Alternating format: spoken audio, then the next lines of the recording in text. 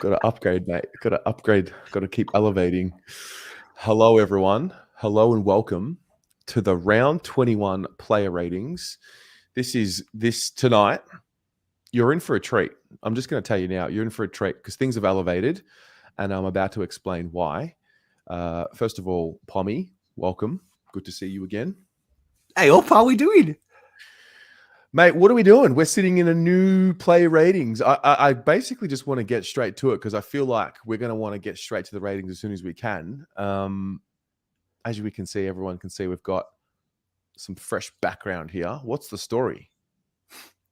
Well, I figured if the boys improve, so we should. Yeah. So I have added loads of new slides. So every week I get questions. Where did so-and-so play? What did so-and-so do? What was good? What was bad? I've taken 3 stats that we judge each player, put them on the screen for you. There's a heat map now. We've got the whole shebang. Like, everyone's copying, doing a rating show. We just go one step ahead. We're Patrick Cripps. Do you know what I mean? We analyze and we get better. Okay. So for those who are new to the player ratings, what a week to debut. What we do, well, what Pom did, I will give. This is how it all began. Give you some backstory. So we're in the pits of the losing streak. I think it was after the Essendon game. Pommy and I had a conversation, and I said to him, you know, the way we do the player ratings is great and all, but I always felt that there was something missing. There's a piece missing. And I think we get sucked into certain stats when we look at players and the way that they play, and we look at, you know, basic surface level stats, and, you know, we're obviously very emotional as well. So I was like, how can we do this where the players are actually rated based on and graded against the entire competition? So it gives us a bit of an idea as to who's actually performing against those in their positions. So Pommy went along and made a fucking algorithm, which is a formula which basically inputs everyone's stats for a game into the formula. It goes through, it spits out a score between 0 and 10. And basically a 10 means you're probably the best in the competition in your position for that week. 6 or more is like, that's where you want to be. 5.5 to 6.5. So we've done that. So each player is not graded against anyone other than those in their exact position. So what you're going to see tonight is you're going to see players, you're going to see their heat maps, and you're going to see the key performance indicators for players in those positions that they were actually ranked against. So we're just looking to, what we're looking to do, mate, like educate a little bit more, educate ourselves, educate everyone. It's fun. Yeah, it's bit of fun, and do you know what I mean? Like, not since Terry got me to do the algorithm, Carlton haven't lost. True. Could be the maybe it's me giving out 10s and 1s. Well, I think that phone call was the blue abroad version of the CURNOW fireside chat. I did find out today. Did you see it was leaked that they went for a nudie run? I am actually gutted. I did not get to see Charlie Curnow run nude. That'll be a part of me that I'll never get back. I did see that, but we're going to talk about that on the Blue Abroad show. So, guys, those of you who are playing along who have been here before, you know how we go. We're going to go through every player as they were listed, and we will go from there, and you can have a guess as to what their score would be. So, starting with Jacob WEITERING. Pommy, how did you see Weiter's game? He's taking the piss, isn't he, at the moment? I mean, I saw an article on Wednesday saying that Sam Taylor is the best defender in the league. I was like, is he? And then Sicily did what he did. But WEITERING, the addition to his game, and there's 3 intercept marks of the many he took. But you watch that first quarter when we were under the cosh a bit. He's running past Caminiti, King, and who's the other? Oh, Rowan Marshall. He just goes past them. So he is taking the initiative and doing the brave thing, which if that backfires, it's an easy goal. Phenomenal, his bravery, his commitment. We are looking at the best defender in the league, and it's not even close. Best defender in the league. Absolutely. Well, let's have a look and let's have a look at the new way we look at this. Okay, 9.5. That's Colossus, mate. That's Colossus. So these are the reasons and some of the key stats as to why he gets a 9.5. So take us through these. Yeah, so obviously with a defender, you're looking at his aerial prowess. Intercept marks, 7 intercept marks is just ridiculous. Like, it's ridiculous for when you're looking at he's taken their best defender as well. So put that into your mindset. He's not only becoming an attacking threat, but he's also becoming a defensive threat. And that is insane for me. Like, if you look at WEITERING, his form at the moment is outrageous. Yeah. Outrageous. We are looking at something very special at the moment. That one-handed mark in the first quarter. Oh, I haven't had too many moments this year until lately where it's like, oh, Jacob. And it's good to start experiencing that again with him. So that was a fantastic performance. Caleb Marchbank is next, Pommy. Now, Caleb, I think he struggled a little bit in this one. He just had a few moments that didn't go his way. Still did some pretty nice things, but I think he's a guy that he's clearly missed a lot of football. Mate, spot on. And just quietly about WEITERING, he hasn't lost a one-on-one since Gold Coast. Wow. It's the longest active streak in the AFL. Wow. So Marchbank's, I think people forget Marchbank. When the heat map comes up, you'll see where he was playing. Mm-hmm. Very difficult position. People forget KEMP was a little bit like Marchbank when he came into the system. Yep. Not quite good, and not. It's a very tough position. Tough position. So he needs to get the speed of the ball. You can see he's played way too much VFL. Do you know what I mean? Because there's that massive gap. There's the gap between that. So huge learning curve for him, but nothing to worry about. This is something that will take your time. Take your time and bed in. His main thing is just getting some consistency in his body at the level. So this is his second game back. And we're going to need him because McGovern's out and we're going to need him. So let's have a look. He scored a 5. So for a guy in his position, this is obviously a little bit below. Is it below league average or is it on league average? How does this work? I mean, obviously it's below where it needs to be. I mean, a few issues there. The marks, few spilled marks as well there as well. Decent kicking efficiencies, what we're expecting from someone in that position. We're looking for someone to start the chains. Yeah. But it was a real down game on his offensive work. Few mistakes, but like I say, this is something that he needs bedding. He needs time. He needs time if he's going to lock this position down. So tough day at the office, but you know, for me, it's something that he'll sort out. We're too good not to sort out. Yeah, agreed. So just also for reference, guys. So Pommy, blue is elite, green is good, very good, and yellow is league average. Yeah, and then we've brought some reds so you can see where people need to improve as well, a bit later, and they're below average. Okay, so blue, elite, green, very good, yellow, average, red, below average. Understood. Okay. Red, bad. Red, bad, very bad. Okay, Brodie Kemp is next, guys. What do we think about Brodie Kemp? I thought this was an important game for him in his story, early days in his story, because McGovern was out. And I think that brought with it a new challenge for him to have to really, like, he's a young fella and he's in the very early stages of his experience, but we needed him to perform a role. And I thought he did a pretty good job. Yeah, I mean, Kemp has been thrust into a more senior position, probably before his time. In an ideal world, he probably didn't want it. Very interesting, though, that in the second half, he played almost exclusively on Caminiti. And Caminiti pulled his worst game, right? Worst game since he's come into the system, which is a very interesting one.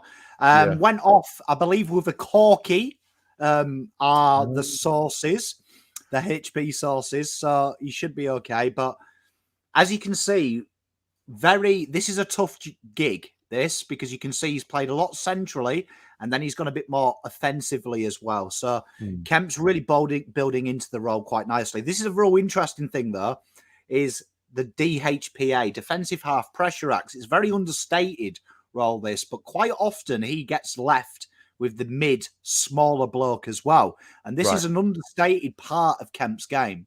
You watch Curnow, he takes the piss out of players like Kemp because he brings them to ground. Kemp can't be beaten on the ground. So he's very good at closing the speed and making it hard. So that's a big brownie point for Kemp. Solid.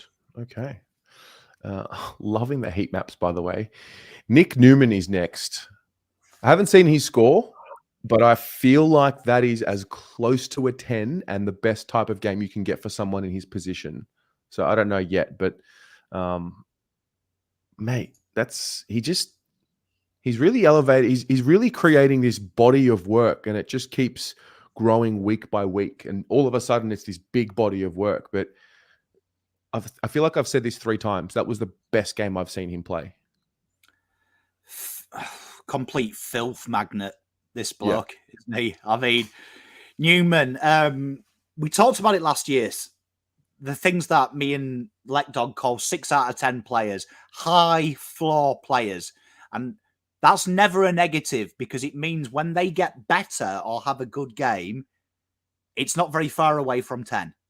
Right? Think about that. If you're, say, not picking on him, but a Zach Fisher, a guy that I would say can have a bad game or a superb game like he did this week, it's very hard for him to find a baseline where Newman's baseline is good, right? So anything above is good. And Newman is, if he's not in the 40 with his back end season form for All Australian, get rid of the All Australian and we'll start a new one called the Pom Australian.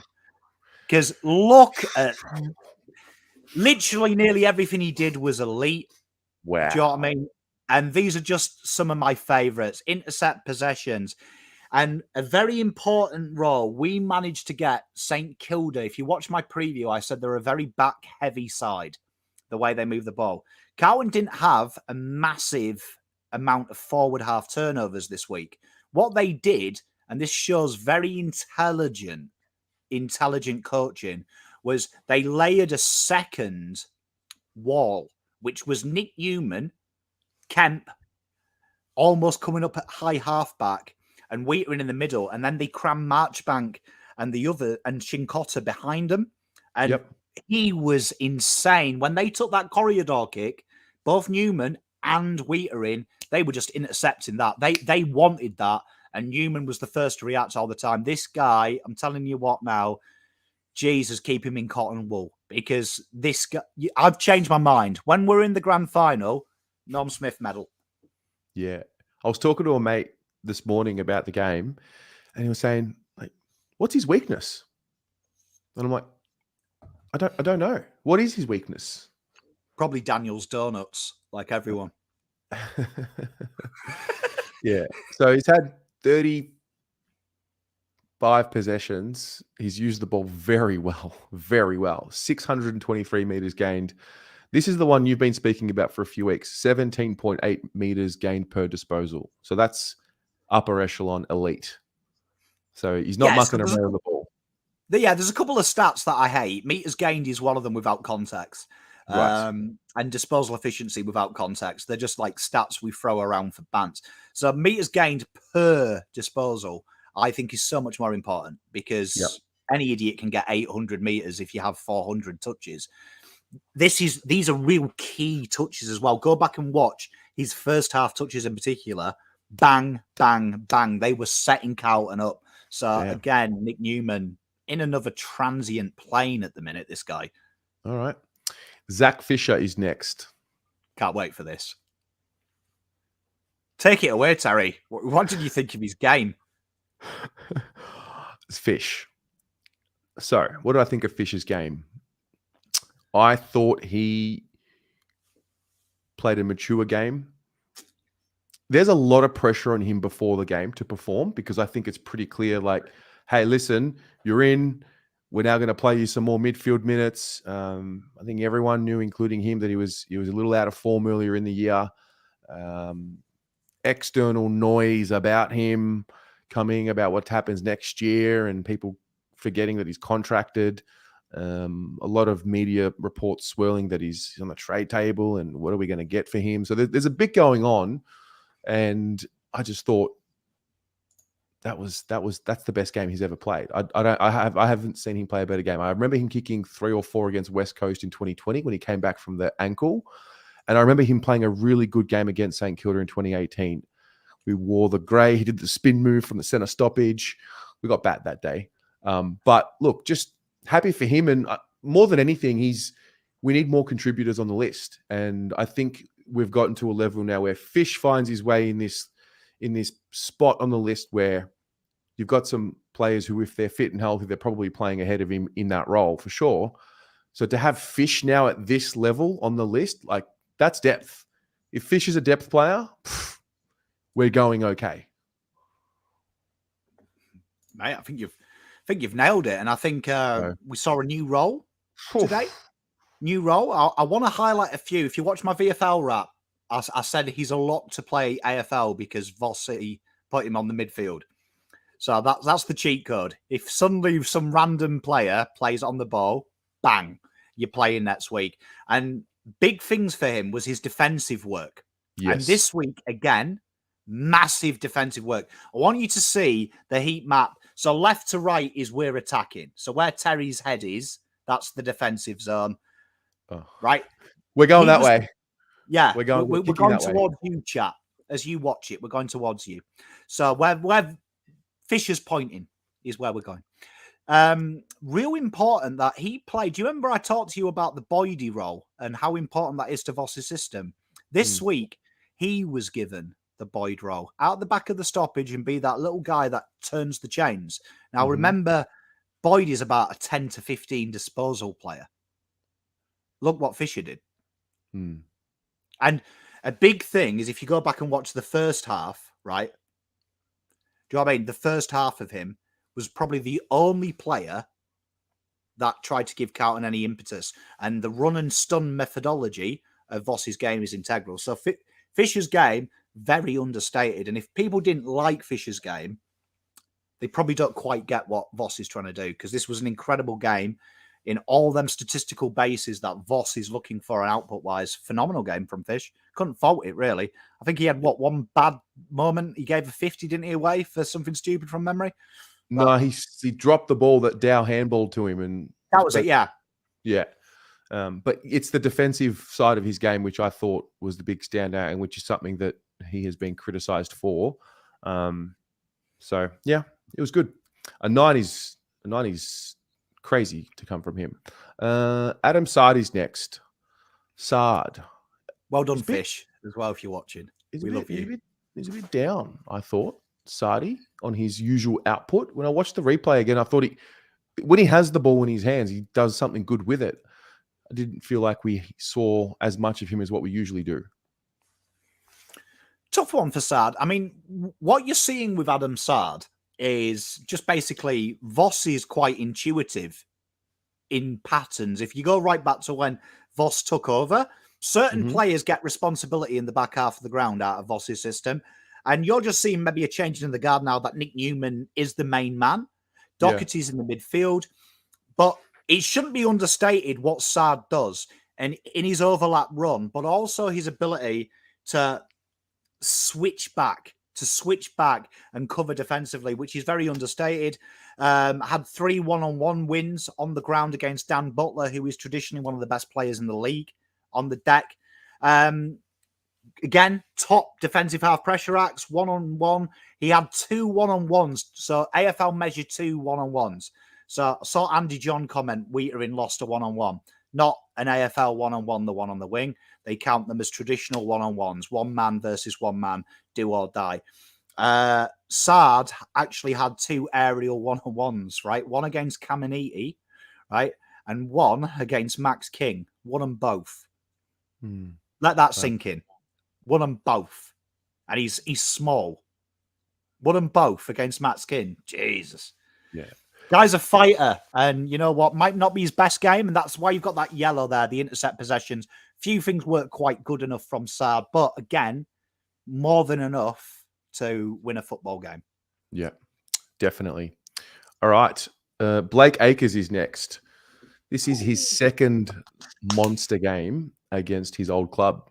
He played very well against them earlier this year. One of the few of our players that really was a shining light when we lost to them, and he just continued that on. He was up for it, mate. Early in the piece, getting into Rowan Marshall. Unlucky Rowan. Spoke a little too soon. Tried to get into his face a little bit. That, dare I say, it's the best game I think I've seen Acres play for us. He's had some pretty good games. Probably the best game I've ever seen a winger play for Gout. And I mean, it probably helps Blake Acres that his catchment is inside midfielders that have played on the wing over the last 10 years. So it probably makes it easy. But anyone who knows me knows I'm a sucker for a wingman. Sucker for a wingman. Blake Acres personifies that. So I saw a lot. I only go on by the watch-alongs. I don't know what everyone thinks week to week because I avoid content. But every winger kicks the ball out on the full. Every winger has a nightmare. Has a nightmare with the ball, right? It happens. They're taking the hardest kicks in the league. You're going to see Ollie Hollands' numbers and you're going to see Cottrell's numbers in a minute. What separates us from the great sides and from the average sides in the AFL is how hard our wingers work defensively, because we almost create, you've got 6 at the back, we create a 9 with our wingers and a midfielder to defend, but we also create a 9 up forward to slot the ball in, which not many teams can do because they don't have the running power. Him and Hollands are freaks of nature. And look at these numbers, 11 marks. He comes back to help his defense. He's always that conduit. And 2 goals, 9.5. Something special about Blake. I love him. And you look at it as well, like it's, look at the heat. Look at where, like, that is quintessential wing dominance right there. I want you to keep a memory of this heat map, and then you'll see Cottrell. And you've already seen the guy who plays left high halfback, right? Which was MARCHBANK this week, rotating with SAAD, I think it was. But you'll see how they work, how they defend that line. Very clever how they do it. You actually see it in the heat map. So beautiful from Blake. Patrick Cripps is next. What do we think about Patrick? Chin Rowan Marshall, though. That's my one negative. I know. There was a part about Cripps's game that I didn't notice it until I watched the replay. I didn't see it happen at the game. It was the little push and shove with Jack Steele before the game with a little bit of force, dare I say it, like really setting the tone for what it was going to be. Because I think most of the time when we play the Saints, Steele's the one getting in Cripps's face for the most part. Like we've gone through this journey of he was tagging Cripps and he's actually done a really good job on Cripps for the majority of their careers. And so to see Cripps really set the tone with that little mental exchange was a good sign. And he keeps having these games where he's just not 2019 Cripps. He's Captain Cripps, getting other people involved. And how'd you see his game? This is the Cripps that I need in my life. You can stick your Brisbane Cripps up your ass. I like Captain Cripps. He's the one who gets palm up and about. If you go back and watch the review when we lost last year with Cripps, I said the thing that fucks me off with Cripps and Steele, they get into this pushing match and Cripps kind of takes the piss out of it. This week, straight away, like you said, Terry, he laid into him and he wasn't fucking about. Cripps was like, I'm serious. This is my house, you melt. And Cripps personified handball, hard clearance, contested possession. He feeds Dow that ball. And that was the change in the guard. That was Cripps saying, my boys, my house, I trust you. Fucking can't wait to be at the unveiling of this guy's statue. Can't wait. Love this Cripps. Yeah. I liked the adjustment in his game. I think first half, I mean, you can't blame him for thinking, okay, I've got to get us going. I think he had a few moments in the first half where he maybe tried to do a little bit too much or take one guy on too many. And then in the second half, I thought he made the adjustment and just kept it to the pressure and just got on top of his clearance game. Like his clearance game, it's his best clearance player in the league, right? That's not That's not biased to say, is it? When he retires, they'll change the name of a clearance to a Cripps. Honestly, very good. There's night and day between this bloke and the next best, but honestly, perfect captain's game. We are seeing the boy wonder become the man. Yep. Ollie Hollands is next. Because there was we have Akers, Newman, Fisher. I think Docherty got a pretty big mention too. Somewhere along the line, I don't think we spoke enough about Ollie Hollands' game. When I watched the replay, mate, this kid, he wants it. He wants to get hurt. Like, he wants to put his body in the dangerous position. And I can't help but feel how exciting it'll be when he's just got a couple more preseasons under his belt and he's just, roaring through. He's already got the running power. He's a very impressive draftee that we've brought into the club. The most moronic thing I hear people say about Ollie Hollands, and bearing in mind, I've done Carlton content with you for 3 and a bit years now, nearly 4. Yeah. So I've heard it's quite a big fucking list of moronic things. A big sample size. Is, you got to leave Ollie in the VFL because he's not big enough. Don't have to be fucking big when you've got a heart of a fucking otter. I tell you, this guy is an animal. 15.4 kilometers run. And they're all at pace as well. So intuitive running, this guy, he keeps his same pace and gets faster throughout the game. 6 tackles. We talked about the other wing. The right-hand side flank of Carlton is very, very dangerous because this is where you'll see more corridor kicks from this area. So it's a very thankless job playing on the right wing for Carlton because the ball doesn't oscillate through here as much.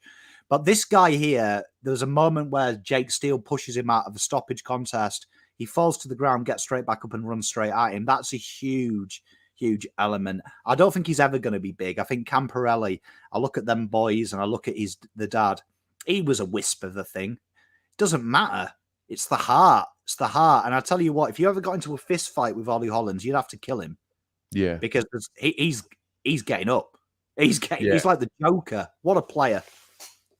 I'm more. I don't really ever expect him to be like big, but I think strong where they're not going to push him around as much. But I mentioned this on the fan cams and in my review. Like, there was that contest. I think it was in the 4th, and he just went head to head with Rowan Marshall, and I'm like, he knows he's about to get smashed, but he still went in for it, and that's interesting. Mate, spot on. An interesting clearances there. You don't often get this from a winger, so he doesn't get judged on this. I just put that as a novelty for you guys and girls, right? And that's Voss gave him some stoppage time, and he was the difference maker in the 3rd quarter when Voss threw him on the stoppage.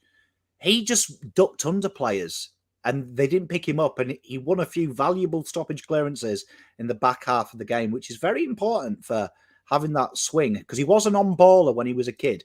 He did spend a lot of time inside midfield to be that diversion. So great game from Ollie. Yeah. Love him. Coming along very nicely. All right. Matthew COTTRELL is next. I think he's what was the word you used a few weeks ago? Like relating to job doer. Was it industrial? Yeah, industrious. Industrious. Matty COTTRELL. Job doer, industrious. Nothing too special. Just comes in, plays a role. Well, we talk about that left-hand side. He plays that left high forward flank. Yeah. Thankless job. This guy here is there's a lot of running down that left-hand side. So it's interesting how hard COTTRELL works at trying to be the conduit between midfield and forward. And one thing I want to give a shout out to Jack Martin and COTTRELL. Both of them had this idea of St Kilda cheat. They throw 18 men behind the ball. They defend with it. No space. Carlton fell into the trap in the first half, gone shallow. It was COTTRELL and Martin who used their smarts to start kicking inbound, changing the angle, drawing some players out and finding it. So real solid. The one thing that will knock Cotta's game for defensively was a bit lackluster this week, right? But again, great marking, helping Ollie out because that's Ollie's weakness. As you can see, they work together. Score involvements, though, through the roof. He was involved in just about everything Carlton did. So rob Peter to take Paul sometimes. Right. What is the average pressure axe? Or does it fluctuate between a player's position? So for someone half forward, where are we? Where is that? You're looking at 13 to 15. Right. For someone playing in that position. So that's where you're looking for. So obviously a little bit below it. I mean, obviously this is also representative that they didn't really attack his side, but he was quite loose. But again, real strong game. Real strong game. Okay. Dave Cunningham's next. With a little bit of channeling his little his inner Mark Murphy with the little I think that was the biggest possession tally that he's had for the year since coming back into the team. We're undefeated with him in the side. Needed him to play that type of game, I felt. And I thought we got exactly what we needed from him. Worked incredibly hard behind the ball, which doesn't get a lot of respect, I don't think, in the AFL. I know Cottrell, someone in the comments was spot on. David King frothed Cottrell's game, attacking-wise, I agree. Cunners, I frothed his game defensively in his ability to get behind the ball and create that number. There's a few times he's come off where he should be to fill a hole, and it seemed to get distracted by St Kilda because they were reluctant to go short because he did it. And again, you can see playing very high up the ground. Very interesting that. That is literally... That heat map is there because a lot of them touches were in that long exit kick, which he's plotted himself in. So, again, what Cottrell did in the attacking sense, surprise, surprise, Cunningham did it in the defensive sense. And would you have thought of Cunningham as a defensive extraordinaire? Probably not. No, it's not a feature of his game that comes to mind when I think of him. It's more of an offensive. He's more of an offensive player in my mind, anyway. Mate, spot on. And as you can see, playing a more wing role. It's like, yeah, you're right. It's like he and Cottrell have switched attributes, because Cunners for me is a guy that I would expect to usually see have the high score involvement numbers and lesser pressure acts, whereas Cottrell sort of gone the other way. So, yeah, they complement each other. I've tried to do the stats so they tell a story so you can see what everyone's doing. Cottrell, you see, change of the guard, becoming more offensive. I like this. There's a little bit. Okay. I try. Okay. Matty OWIES. Kick 1 goal, 11 disposals. Small forward. How do we see Matty OWIES this week? Probably not. I wouldn't say this is like an OWIES standout game. This was like OWIES being the OWIES that I'd probably expect him to be. You know, I mean this in the nicest possible way. I'm sure if he's watching this, he'll be offended if I say he was just there. But I don't mean it as horrible as it sounds. He didn't do anything spectacular, and I don't think many players did do anything spectacular. I think a lot of these players just did their job, and that's how I'd say OWIES did. He just did his job because Carlton are a 6 to 8 goal better side than St Kilda, so they just had to do their job, and they did. OWIES, job doer, love it. And they did. He had a few. I feel like had he taken a few of those opportunities for goal, it might have told a bit of a different story. But yeah, nothing. Had some moments. So ground ball gets very important in the forward half. Forward half ground ball gets. Yeah. Probably the biggest a pocket forward is judged on. Few times he ran over these as well. And a big asset of a pocket forward is to read the ball as it bounces, and he missed that a bit. But good score involvements, took his goal well. Can't complain. 6 is enough. Ollie's rising star. Confirmed? Jess Coates never lies to me. She wouldn't. She would never. Where is she? Oh, she's in here. Jess, a lady who's got a mirror selfie. She's not going to let me. It's the opposite of a Holden car. You can trust her. You can. They're accountable. Jack Martin. Jack Martin is next. Kicked his goal early in the piece. just over the goal line. I haven't seen his numbers yet. I don't know what his score involvements were, but I feel like he was, again, I'm not, I think for a lot of the players, it was just tick, did your job, move on. Mate, I think as always, Terry, your surmise is very good. I'm just bringing something up. Yeah. Jack Martin, where is it here? 12.8 kilometers ran this game, which when you see his heat map, you'll see why. That is, wow. Look at that. Put some respect in J-Mart's name. This guy has gone from one trick pony to, I don't know what he was fed halfway through the season, but keep feeding him it. This guy isn't filth his work rate around the ground. And a big thing here, we always say low possession, high output player. Look at that disposal efficiency. It's a definition, isn't it? Look at where he got. He even pops up at halfback, flank for banter.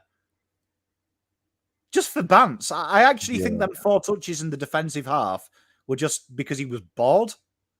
His running power now has been the standout for 2 weeks in a row. And again, I find myself saying about a player, this was not a feature of his game that I was aware of. He's actually I said this with Jasmina. Isn't it sexual that Marchbank, Martin, Cunningham, Dow, Fisher are going into a game where probably this time last year you would have got rid of all of them. Apart from you would have never got rid of Fisher. And Marchbank's come in, and Martin's been a guy I've always backed, right? And everyone says one trick pony. This guy's added layers, and he's not a baby. He's an old man. He's an old man, really, in football terms. He's coming to the twilight of his career, the later years. This guy's changing his whole outlook. He's becoming a defensive beast. I mean, he's bumping Ruckman. Yeah. Do you know what I mean? When have you seen Martin get into fights? I love Jack Martin. Absolutely adore him. Yeah. No, he's going to be crucial this week in particular. And I think for this pointy end of the year, he's the guy you want when it's all said and done at the end. If we're playing finals football, we need him in the side. So, so for the person who asked just here, right of screen is Carlton's attacking goal. Left of screen is our, obviously, defense. So just to give you context. Okay. Charlie Curnow. This was a game where he needed to find a different way to impact other than hit the scoreboard, which when you think about it, adds another layer of challenge to the day, knowing who was already out, knowing who we were missing, and knowing that Charlie was double teamed and triple teamed, and we weren't going to be getting 4 or 5 goals from him this week. You saw a change up in Charlie's game, and I think you nailed it there, Terry. The maturity of this guy, which is very hard because forwards in all sports, whether it's AFL or soccer, they're inherently selfish. They have to be, right? Because they are the stars of their team. Do you know what I mean? We all grow up and want to be a key forward. No one wants to be a back pocket.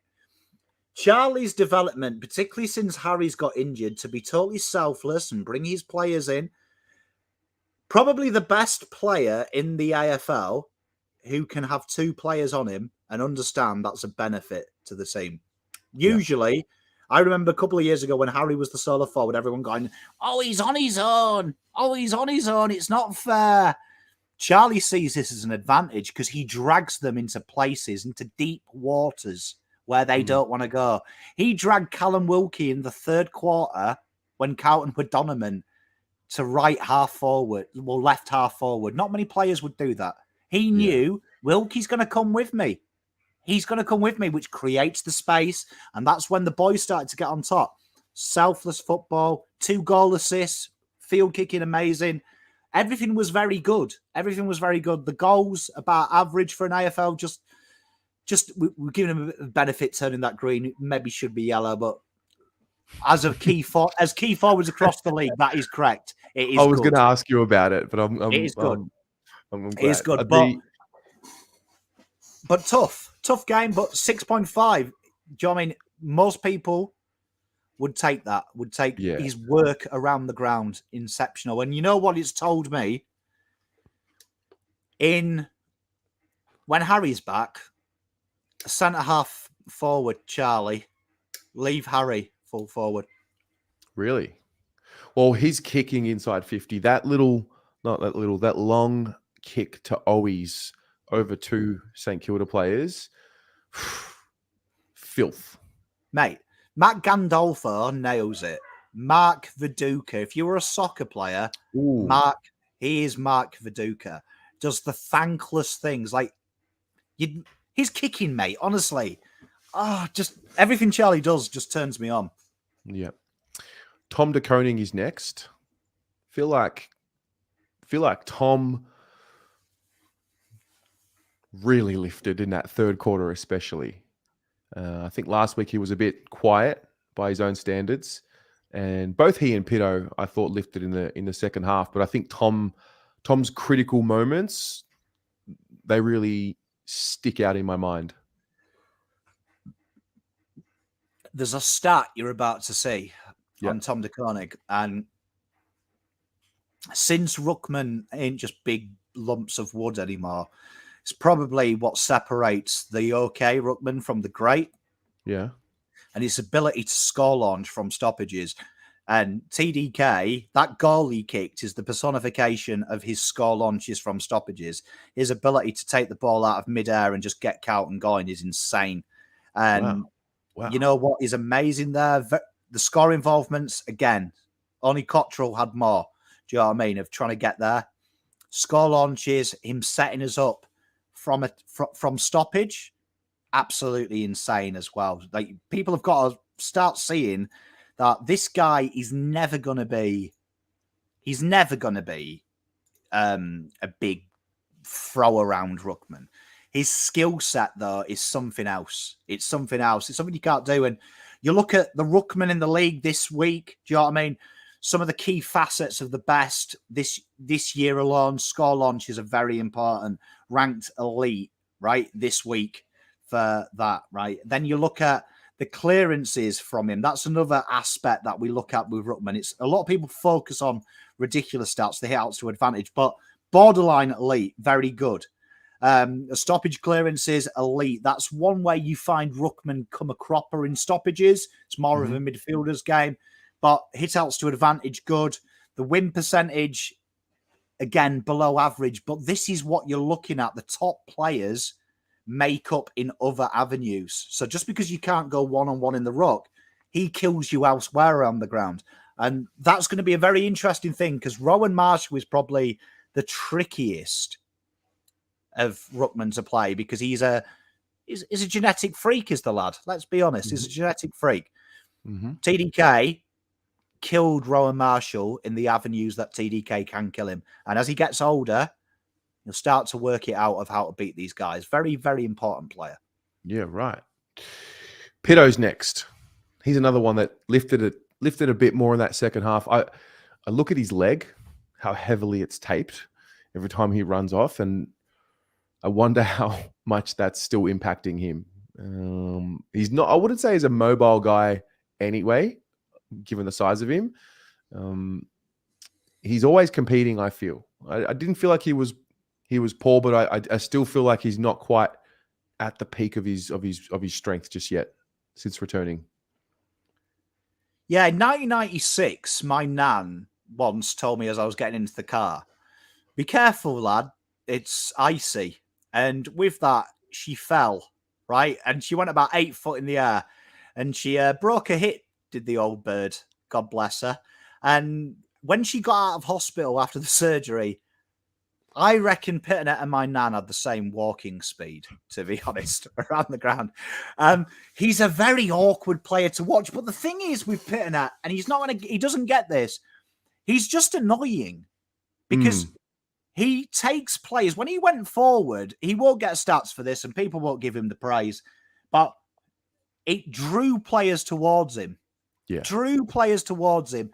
And that is very important. So score launches, again, that's elite for a ruckman. Very good clearances. Hit outs to advantage. This guy is boring. He always does that. Yeah. 6, though, which is about average for a ruckman of his caliber. It's starting to come together, and you look, we put him in key hot zones, so he's a nagging player. He creates opportunities for other players. Yep. Sam Docherty, another one who had I thought he had a really good game, but for 3 behinds, I think the third one in particular, had that one gone through, the one that hit the post, had that one gone through, roof genuinely would have lifted. He's a Carlton warrior, mate. He is the spiritual leader with Charlie, I think, in a different way in this group. Someone had to replace Chera, and it was quite interesting that Fisher and Doc probably were the closest to taking it in turns to be Chera. Yep. And interesting enough, they all floated through half back to replace Docherty, which is interesting. Works his arse off, Doc. And you know what? When shit was hitting the fan, Doc was the mature one. The calmness of him. 6 score involvements, massive, hard running, defensively very sound. You know what? Doc is the man you want to go to war with, isn't he? You want Doc next to you. Absolutely. Absolutely. So he was actually named as the player of the game on I'm looking at fan footy here. So he got some praise. George HEWETT. It's George again, isn't it? It's industrious. It's peak George. Not standing out, not prolific, but also very, very good at what he does. And I'm noticing his footwork around stoppage and getting him the ability to get himself some space has returned again. And he looks more confident in his body. We always say this. I remember last year saying, and people thought I was harsh, but George HEWETT earned 50% of Cripps Brownlow. Yeah, you're seeing it now. You're seeing it now from him. 8 tackles. He literally every clearance. I'd never feel sorry for him, but you had to feel sorry for St Kilda when they did get the monopoly on clearances, which was very rare. Yeah, George ruined it for him. George was there every time they got their hands on the ball. George was like, "Bang! Sorry, we win clearances, not you." He is monotonous with how he does it. Disposal efficiency is so important. His handball work, right? Yeah. Like I made the joke last year. He's got to kick once every game because otherwise he loses his contract as a footballer. But there's a reason that he handballs so much. He always finds that space. That guy just peeling off. He loves that handball to Cripps in traffic, threads it through. He's got that sixth sense. Real reliable player. And look here, all the key hot zones that St Kilda attacked, you'll see this pain in the arse was there. I bet St Kilda hated him because he was just there all the time. Yeah. An 8. Very good. Paddy Dow. Looking forward to this. Paddy Dow. His moment arrived. Vossi mentioned that he was about to sub him. Everyone in the world's given up on him, even the coach about to sub him. And just in that moment where absolutely everyone jumps off, including the coach, he goes and kicks the goal that puts us in front. It was poetic how it all played out, isn't it? Mate, I've got to say, the watch-along crew deserve 50% of this vote, right? Because where's my mate Gav? We were getting into the chat about getting behind him, supporting him. And I remember us having a little debate about him, saying at one point the game will be in his hands. Yep. Boy, oh boy, was it. Boy, oh boy, was it. Incredible work rate from Dow. You will find that just about every statistical stat as a midfielder, he ranked good or elite in. Bit of a change. And put the meters gained there for you. There. Yep. Right. Because last week we talked about nearly 30 meters per gained per possession. This week, really bought into the system. It's gone down a little bit to about 20. Right. Which is where you'd expect it to be, just under. But again, superb work from Dow. I mean, people are going to be harsh. 22 touches as the third midfielder. Hard job when you haven't played for so long. And Cripps loves him. Vossi loves him. I thought that was a really special moment after. That was cool to watch the Cripps Dow post-game interview. And, you know, what he's done this year for himself, Dowie, is just proven his character, because it just hasn't gone his way this year or last year for the most part. It hasn't gone his way for a while, but he's just continued to show up, and he's earned some respect, I think. So fair play to him. I was really doubting whether it was just too far gone for him to get back above level water, but it doesn't matter. I mean, not many of us know what happens on the inside and the conversations and the work that's been put in. So good on him. Well done, Paddy. Jesse Motlop is next. Boy, did he lift the roof off. Did he get us going in that third with that goal? He was something special, wasn't he, Jesse? Hard work that the forwards are doing, paying him dividends. Thank God Voss has shelved this defensive job for him and just let him do it. But credit to him, still puts that defensive aptitude in, big score involvements. And notice something. Remember when he was back in the team last time, and I was like, can someone ban him from leaving the halfway line? Yeah. Isn't it nice to see that red spot where it fucking should be? Jesse Motlop, my WA brethren, I am enjoying what he's doing, enjoying it, feeding off the crowd. And finally, we've got a small forward who knows where the onion bags are. Oh, he's got a knack for the goal, doesn't he? He does not have an issue getting a shot on goal. Oh, and his celebrations as well. Absolute top notch. Yeah. Okay. So Lachie Fogarty's next. Played his 50th, ended up getting subbed. He just didn't quite have the impact, did he? Tough for him. It's kind of a game that we'd expect. Again, deployed on the ball a little bit this week and a little bit. So we've had to judge him for midfield and the midfield rotation and the small forward. Just didn't quite happen, but defensively was very astute, which is basically his one wood, right? Yes. So it can't be harsh, really. Let's be honest. I mean, not much to say. Okay. But when your forwards are kicking goals spread, which they've never been before, doesn't really matter. Alex CINCOTTA, also known as POMCOTTA, also... Oh, hang on a minute. Has anyone noticed something different about Pom's background? Have you added someone in the back, mate? He is. Mr. Pom is there. Look, he's there. POMCOTTA. POMCOTTA, my boy. Get him up. What's he done? Wow. Well, I mean, firstly, two things for POMCOTTA. I like the way that he nearly made a willy with his heat map. Obviously, he's got a bit of banter. Some interesting things about him. Elite defensive ground ball gets. He was switched to Dan Butler second quarter. Didn't see Dan Butler's shit mullet once CINCOTTA went there. Intercept possessions, very rare. Remember, we're talking about a back pocket here. So a guy that's got a thankless job. Didn't get beaten on the deck at all week. Split. He's finding a way to impact from the worst position in the league for data. And I can tell you that now is the highest ever score from a back pocket in TPI history on here. Really? For Carlton. Wow. For Carlton. For Carlton. Okay. Wow. Yeah, I mean, I thought that was probably the best game of the year for him. Given the circumstances of the day and knowing we needed others to step up. I went back and looked at every time we play these, and you know everyone says, oh, Carlton, St Kilda have got the wood on us. Fucking please stop saying that, Carlton fans. This is where we get absolutely destroyed. Yeah. Is back pocket, because they've got like 100 smalls, haven't they? Yeah. You know what I mean?